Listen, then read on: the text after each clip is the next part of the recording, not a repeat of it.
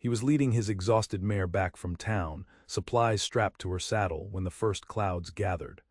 The wind shifted, carrying the promise of moisture, and Isaac quickened his pace. He was still 3 miles from his cabin when the storm broke with sudden, spectacular violence. Lightning cracked open the sky as rain hammered down, instantly soaking him to the skin. He hunched forward, pulling his hat lower, and that's when he heard it, laughter, bright and impossible against the storm's fury. Through the curtain of rain, he spotted a wagon stuck axle-deep in what had minutes before been dry earth but was rapidly becoming mud. The horse whinnied nervously as the vehicle listed dangerously to one side. But what froze Isaac in his tracks wasn't the stranded wagon or the danger, but the woman standing beside it. She stood with her face tilted upward, arms outstretched, palms catching the downpour as if it were a blessing rather than a torment. Her dress, a simple blue calico now plastered to her slender frame, whipped around her legs, and her dark brown hair had escaped its pins to stream down her back. She was laughing, actually laughing, at the very sky that threatened her. "Thank you," she called out to the heavens, spinning once in pure joy. "I was beginning to think you'd forgotten us." Isaac stared, momentarily forgetting his own discomfort. He couldn't remember the last time he'd seen anyone so genuinely delighted by anything, let alone a storm that was ruining her journey and drenching her completely. She spotted him then, her smile not dimming in the slightest. "Hello there," she called over the roar of rain. "Isn't it magnificent?" Isaac didn't answer, couldn't answer. The woman was clearly touched in the head. She approached him, seemingly unbothered by the mud sucking at her boots. Up close he could see she was young, perhaps 22, with eyes the color of spring moss and a scattering of freckles across a sun-baked nose. Not the delicate beauty of parlor rooms, but something wilder, more vibrant, like a wildflower that had sprung up through rock. "I'm Willow Gardener," she said, extending a dripping hand.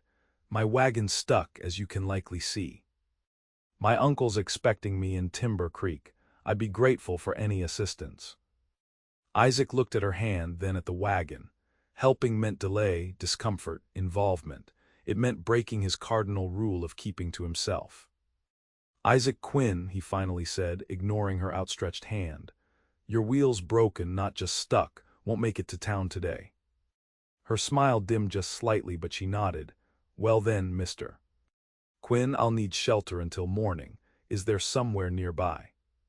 The rainwater streaming down his collar seemed to sink straight into his chest, cold and uncomfortable. "My place, mile west. Can tie your horse to mine, bring supplies." "That's very kind," her smile returned, undimmed by his curtness. "Ain't kindness," he corrected, "just what's needed." As they secured her belongings and calmed her nervous horse, Isaac felt something shift uncomfortably within him. This woman with her inexplicable laughter had just upended his carefully ordered existence. He couldn't know then that the storm hadn't just broken the drought, it had washed Willow Gardener into his life, a woman who would challenge everything he believed about survival on the frontier. The rain continued its assault as they approached Isaac's cabin, a sturdy, if plain, structure with a small barn alongside. Inside was spotlessly clean but devoid of comfort. A table, 2 chairs, a cast iron stove, and a narrow bed with a wool blanket. No photographs, no keepsakes, nothing to suggest a life beyond mere existence. "I'll sleep in the barn," Isaac said flatly, gathering a dry shirt and pants. "You take the cabin." Willow stood dripping on his plank floor, surveying the stark room. "This is your home." Something in her tone, not pity but genuine curiosity, made his shoulders tighten. "It serves." "A home should have more than service, Mr. Quinn. It should have life." "Life's outside with the cattle," he replied, handing her a towel. "Dry yourself, stove works, coffee in the tin." He turned to leave, but her voice stopped him. "Why don't you smile, Mr. Quinn?" The question hit him like a physical blow. No one had asked him anything so personal in years. He didn't turn around, nothing to smile about. "There's always something," she countered softly. "Today there's rain." Isaac left without answering, retreating to the barn where he could escape the unsettling presence of a woman who laughed at storms and asked questions no one should ask. That night, as thunder rolled across the mountains, Isaac lay awake on hay bales, listening to the rain transform his parched land. For the first time in years, his thoughts weren't of fences needing repair or cattle needing feed. Instead, they circled around moss-green eyes and the sound of laughter rising above the storm. Morning arrived clear and bright, the world washed clean. When Isaac entered the cabin, he stopped short. The table held 2 steaming plates of eggs and the cabin smelled of coffee. Willow stood at his stove, her hair neatly braided, wearing a dry dress of deep green. "Good morning," she said cheerfully. "I hope you don't mind. I found eggs in your henhouse." Isaac stared at the domestic scene before him. "Planning on staying?" he asked, more gruffly than intended. "Only until someone can help with my wagon," she replied, unruffled by his tone. "I'm headed to my uncle's ranch, the Double G, do you know it?" Isaac's stomach tightened. The Double G was one of the largest spreads in the territory, owned by Willow Gardener, a man with whom Isaac had history, none of it good. "I know it. Uncle Gregory's getting on in years. My parents died last winter in St. Louis, and he offered me a home." Her voice carried a brief hint of sorrow before brightening again. "I've always wanted to see Montana. The open space, the mountains, it's everything I imagined." "Montana's not kind to dreamers," Isaac said, reluctantly sitting at his own table. "It's work and weather and wolves, both the 4-legged and 2-legged kind." Willow sat across from him, studying his face. "You speak as though you're at war with this place." "Not war, understanding. I respect what it can do to the unprepared." "And you believe I'm unprepared," a hint of steel entered her voice, "because I laughed at the rain instead of cursing it." Isaac met her gaze directly. "Laughing don't fix a broken wheel. Laughing don't scare off wolves or make crops grow." "No," she agreed, surprising him, "but neither does grimness. I've had my share of hardship, Mr. Quinn. I've buried both parents and watched everything I owned sold to pay debts. I choose joy not because I'm naive, but because I've seen the alternative." The simple statement lingered between them, challenging everything Isaac had built his life around. Before he could respond, hoofbeats approached the cabin. He rose quickly, instinctively checking his gun belt.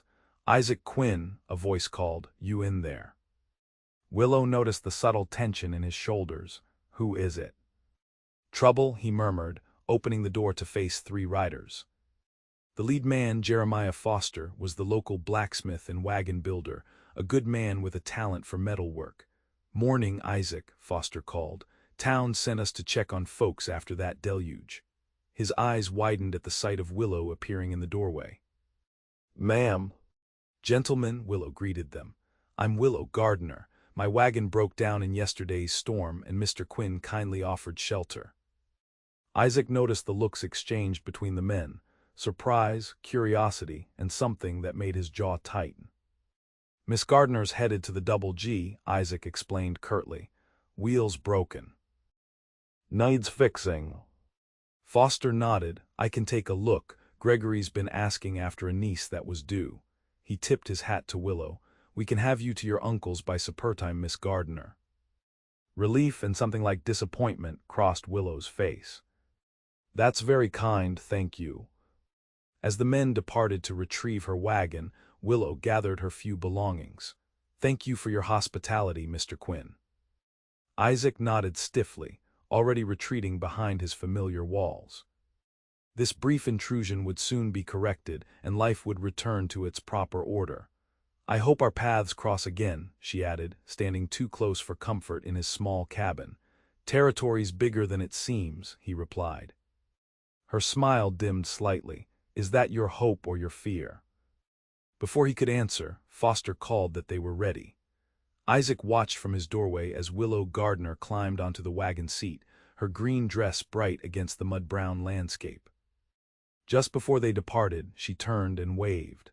For weeks afterward, Isaac told himself that the strange hollowness he felt was relief at returning to solitude. He threw himself into work with renewed determination, repairing fences damaged by the storm and moving cattle to fresh pastures greened by the rain. But at odd moments, during sunset or in the quiet of evening, he would catch himself thinking of laughter rising above thunder. Word reached him that Miss Gardener had indeed settled at the Double G, bringing unexpected life to the aging rancher's home. The townsfolk spoke of her kindness, her willingness to help at church gatherings, her easy way with children. Isaac avoided town more than usual, unwilling to risk an encounter that might disturb his careful equilibrium. Summer advanced across the territory, painting the hills gold and amber.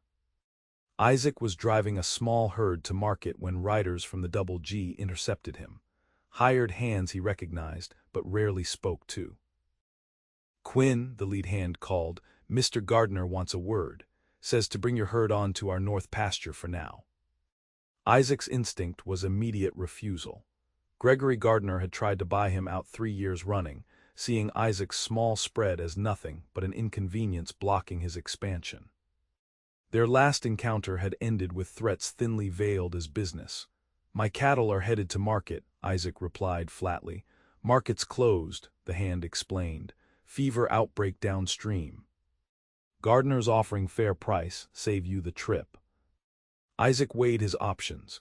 The cattle needed selling, and rerouting to another market would cost time and money he couldn't spare. "I'll hear him out," he finally agreed, despising the necessity. The Double G ranch house stood in stark contrast to Isaac's cabin, a sprawling 2-story structure with a wide porch and glass windows. As Isaac approached, he spotted a flash of green on the porch and felt an unwelcome quickening of his pulse. Willow Gardener stood in conversation with an older man, tall, silver-haired, with the bearing of someone accustomed to command. When she spotted him, her face brightened with genuine pleasure. "Mr. Quinn." "What a delightful surprise." Gregory Gardener's expression suggested the surprise was anything but delightful. "Quinn," he acknowledged coldly. "Uncle," Willow said, "you didn't mention Mr. Quinn was coming. He very kindly sheltered me during the storm last month." The old rancher's eyebrows rose slightly. Did he now? Quinn's not known for hospitality. "Perhaps you don't know him well enough," she replied smoothly, before turning back to Isaac. "Won't you join us for dinner after your business is concluded? I insist on repaying your kindness." Caught between Gardener's obvious displeasure and Willow's genuine invitation, Isaac found himself nodding against his better judgment. The business negotiation that followed was tense but fair. Gardener needed cattle to fulfill a military contract after losing some of his own to illness. Isaac needed to sell. Neither man mentioned their past conflicts, though they hovered unspoken in the air between them. Dinner proved an unexpected trial. Isaac, unused to social gatherings, felt acutely aware of his rough hands and simple clothing amid the relative elegance of the Gardener home. Willow, however, seemed determined to put him at ease, drawing him into conversation about horses and the season's weather. "Mr. Quinn has the finest eye for horseflesh in the territory," she told her uncle. "The way he gentled that nervous mare of mine during the storm was remarkable." Isaac shifted uncomfortably under the praise. "Just experience." "You undervalue yourself," she said simply. "I've watched the ranch hands here struggle with far less spirited animals." Throughout the meal, Isaac became increasingly aware of Willow. Her animated expressions, her thoughtful questions, the way she genuinely listened to responses. It was as if she absorbed the world more fully than others, finding interest in details most overlooked. Several times he caught Gardener watching their interaction with narrowed eyes. As Isaac prepared to leave, Willow walked him to his horse. The setting sun painted the landscape in deep golds and reds, casting her face in warm light. "Will you come to the harvest dance next week?" she asked suddenly. "The whole territory attends." "I don't dance," he replied automatically. "Perhaps you simply haven't found the right partner." Her eyes held a challenge he couldn't quite interpret. "Sometimes joy requires practice, Mr. Quinn." The statement lingered with him as he rode home, an unwelcome intrusion into his ordered thoughts. He had no business considering dances or partners or joy. He had a ranch to run, cattle to tend, survival to ensure. Yet 3 days later he found himself in town, purchasing a new shirt and having his one decent pair of boots polished. The harvest dance transformed the town's meeting hall into a whirl of color and sound. Lanterns hung from rafters, tables groaned under potluck dishes, and a small band played lively tunes. Isaac stood in the doorway, already regretting his decision, when Willow appeared beside him. "You came," she said, sounding genuinely pleased. Her dress was the deep blue of twilight, her hair arranged with small white flowers. "I was beginning to think you'd decided against Joy after all." "Just paying respects," he muttered, uncomfortable with her directness. "Won't stay long." Willow laughed, that same open laugh he'd heard in the rain. "We'll see about that." Before he could retreat, she had taken his hand and led him into the crowded room. What followed was unlike anything in Isaac's experience. Willow introduced him to people he'd seen for years but never truly spoken with. She pulled him onto the dance floor despite his protests, patiently guiding him through steps he'd never learned. "You're thinking too hard," she told him during a particularly lively reel. "Feel the music instead of fighting it." "Some things need fighting," he replied, though he found himself relaxing incrementally into the rhythm. "And some need surrendering to," she countered. As the evening progressed, Isaac became aware of curious glances and whispered conversations. The stone-faced cowboy actually dancing, was apparently worthy of comment. Equally noticeable was Gregory Gardener's thunderous expression as he watched from across the room. During a break in the music, a local farmer approached them. "Miss Gardener, we're all hoping you'll favor us with a song. Hear tell you have quite the voice." Willow's cheeks colored slightly. "Oh, I couldn't possibly." "Please," several voices joined in. She glanced at Isaac, who found himself nodding encouragement despite his usual indifference to such entertainments. With a small smile, she made her way to the small platform where the musicians played. The room quieted as Willow began to sing, a ballad about love found across great distance and against all odds. Her voice, clear and true, filled the hall with an aching sweetness. Isaac stood transfixed, something long dormant stirring within his chest. He didn't notice Gregory Gardener approaching until the older man spoke beside him. "Quite the transformation, Quinn. A month ago you barely spoke 3 words to anyone. Now you're twirling my niece around the dance floor." Isaac turned slowly, just being neighborly. Gardener's laugh held no humor. "Let me be plain. Willow is my only family and she's had enough hardship. She doesn't know the kind of man you are, what you're capable of." "And what kind is that?" Isaac asked quietly, a dangerous edge entering his voice. "The kind who shot a man 6 years ago over a boundary dispute." Gardener's voice dropped lower. "The kind with a past folks whisper about." The accusation hung between them, partly true yet distorted by time and gossip. The shooting had been self-defense, ruled justified even by the territory's loose standards of justice. But the incident had cemented Isaac's reputation and his own belief that isolation was safer than connection. "Stay away from her, Quinn," Gardener continued. "She deserves better than a man with blood on his hands." Before Isaac could respond, Willow's song ended to enthusiastic applause and she rejoined them, cheeks flushed with pleasure. "Uncle, wasn't that wonderful? Everyone is so kind." Gardener's demeanor transformed instantly. "Beautiful as always, my dear, but we should be heading back, it's getting late." Willow glanced between the two men, clearly sensing the tension. "I was hoping for one more dance with Mr. Quinn." "Another time perhaps," Isaac said stiffly, the warmth of the evening suddenly extinguished. "I should be going as well." Confusion and hurt flickered across Willow's face. "Oh. Of course."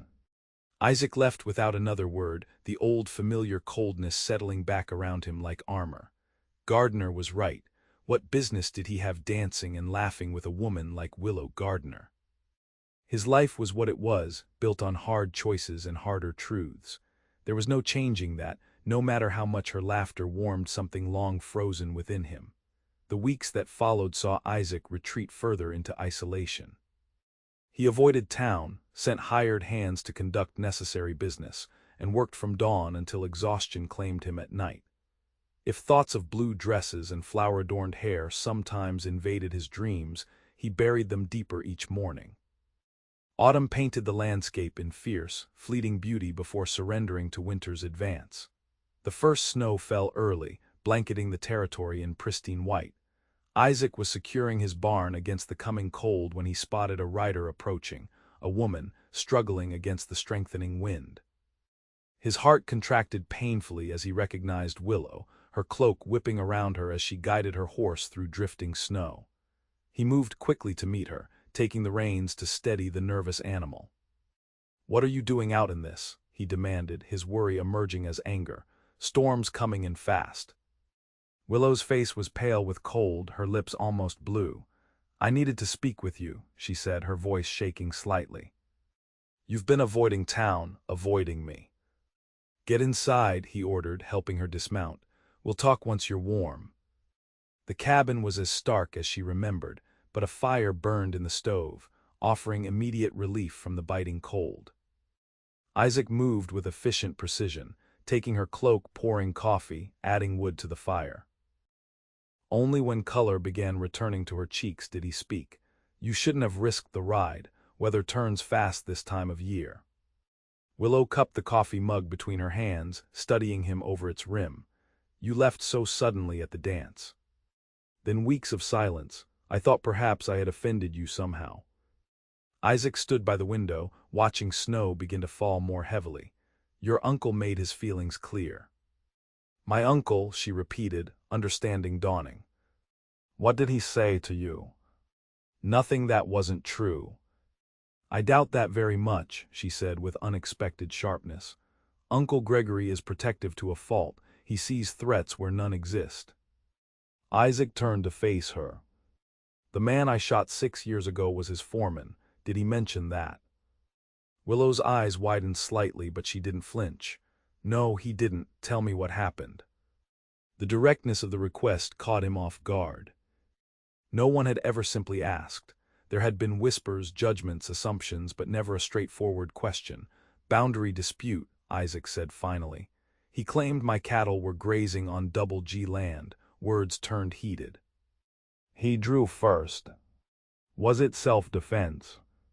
"Judge thought so, your uncle didn't." Willow set down her cup. "And this is why you've been avoiding me, because of something that happened before we even met." "It's not just that," Isaac said, frustration edging his voice. "Look around you, Willow. This is what I am, a man with nothing to offer but hard work and harder winters. Your uncle's right about one thing: you deserve better." She stood then, crossing the small space between them, until she stood directly before him. "Shouldn't that be my decision? What I deserve, what I want?" "What could you possibly want with a man who doesn't know how to smile?" The words escaped before he could stop them, raw and honest. Willow's expression softened. "I want the man who sheltered me in a storm, who danced despite hating dancing, who watches me when he thinks I don't notice, with eyes that say everything his mouth won't." She reached up, her fingers gently touching his cheek. "I've seen your smile, Isaac. It's in your eyes when you watch the sunset. It's in your hands when you gentle a horse. It's waiting just beneath the surface." The touch of her fingers against his skin broke something loose inside him, a dam holding back years of carefully controlled emotion. Before he could stop himself, Isaac caught her hand in his, pressing it more firmly against his cheek. "I don't know how to do this," he admitted roughly, "how to be what someone else needs." "Then let me show you," she whispered, rising on tiptoes to press her lips gently against his. The kiss was tentative at first, a question rather than a demand.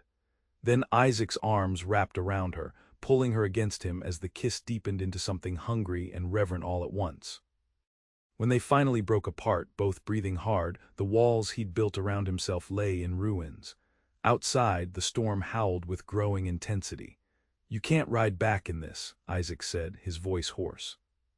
"No," Willow agreed, her eyes never leaving his face. "I can't." That night, as snow buried the world outside, Isaac and Willow talked until dawn. He told her of his father's death, of growing up alone, of learning to expect violence rather than kindness. She spoke of losing her parents, of the suffocating grief that had nearly broken her before she discovered that joy could be a choice, even in darkness. My mother used to say that rain was God crying, Willow told him as they sat before the fire. But I never believed that. Rain brings life, it's a celebration, not sorrow. Is that why you were laughing, that first day? She nodded. After months of drought, it felt like a miracle.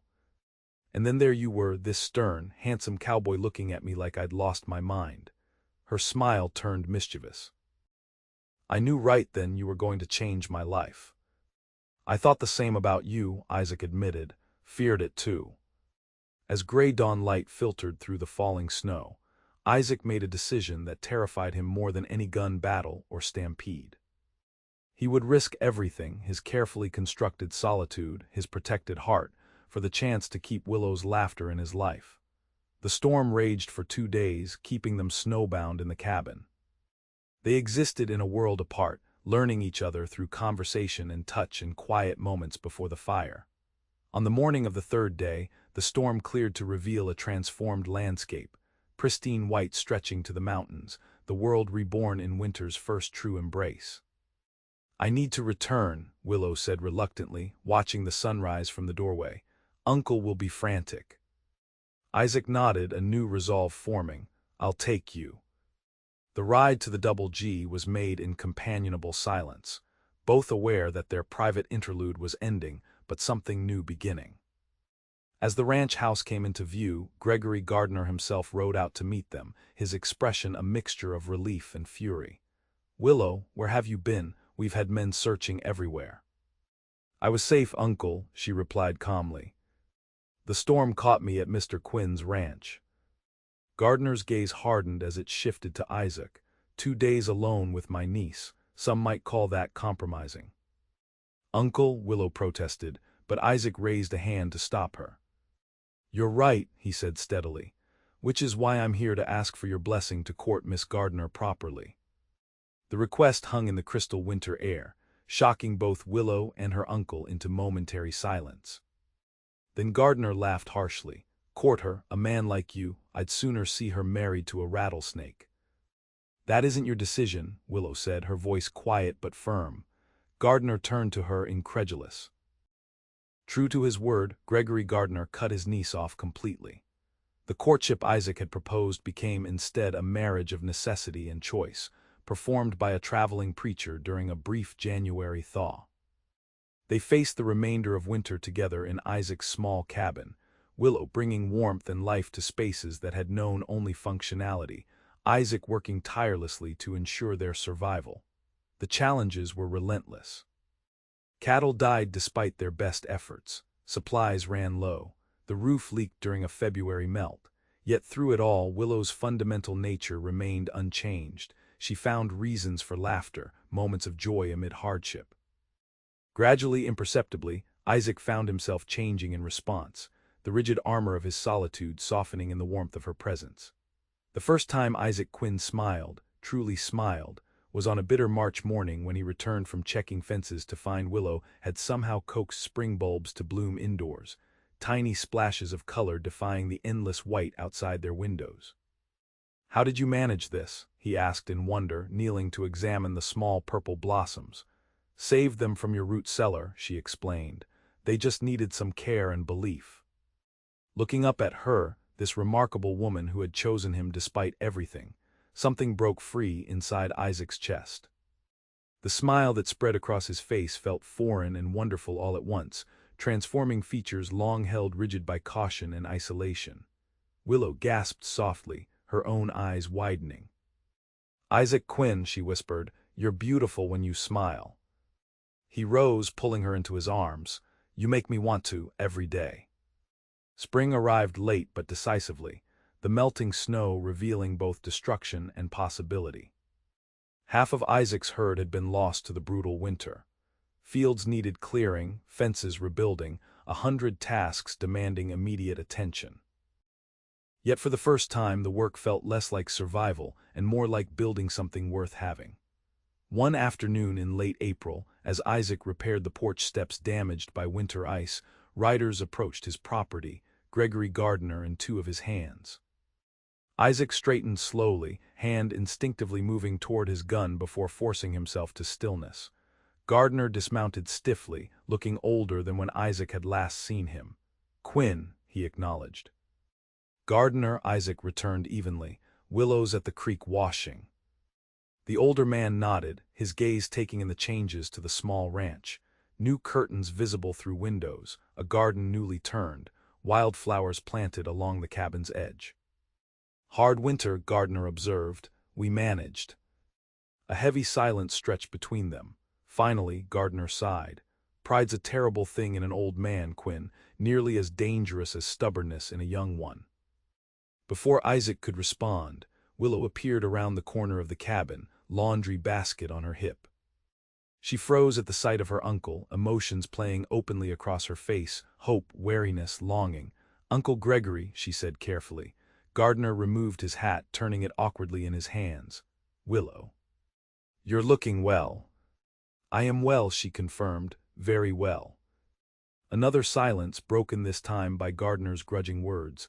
"I was wrong to try to dictate your choices, to judge so harshly." He glanced at Isaac. "Perhaps about more than one thing." The admission clearly cost him, each word extracted painfully from deep-rooted pride. Isaac recognized the effort for what it was, not surrender, but the beginning of understanding. "We'd be honored if you'd stay for dinner," Isaac offered, extending his hand. "Sir." The surprise on Gardener's face gave way to cautious acceptance as he clasped Isaac's hand. "Might be I could." Willow's smile bloomed like the spring itself, radiant with hope. As she moved to embrace her uncle, Isaac caught her eye over the older man's shoulder, a moment of shared victory, of obstacles overcome. That evening, as sunset painted the newly greened hills, three people who had begun as adversaries shared a meal at Isaac's table. The conversation was sometimes awkward, occasionally strained, but ultimately genuine. When Gardener finally prepared to leave, he paused at the door. "You've built something good here," he acknowledged gruffly. "But that north pasture of yours won't support much stock after the winter kill-off." He cleared his throat. "Double G lost the Army contract. Got too much grazing land now, not enough cattle to fill it. Might be we could work something out, partnership of sorts." The offer, delivered with stubborn pride intact, represented far more than a business proposition. It was acceptance, however grudging. Recognition of what Isaac and Willow had forged together against all odds. "We'll ride over next week," Isaac replied, his own pride giving way to something wiser. "Discuss terms." After Gardener departed, Willow slipped her hand into Isaac's as they watched the moon rise over land that had survived winter's trial. "I told you he'd come around," she said softly. Isaac turned to her, marveling still at the journey that had brought them together. "You see the best in everything," he murmured, brushing a strand of hair from her face. "Even in me when I couldn't see it myself." "That's because the best in you was always there," she replied. "Waiting for someone to laugh at the rain and remind you that storms pass, but what they nurture remains."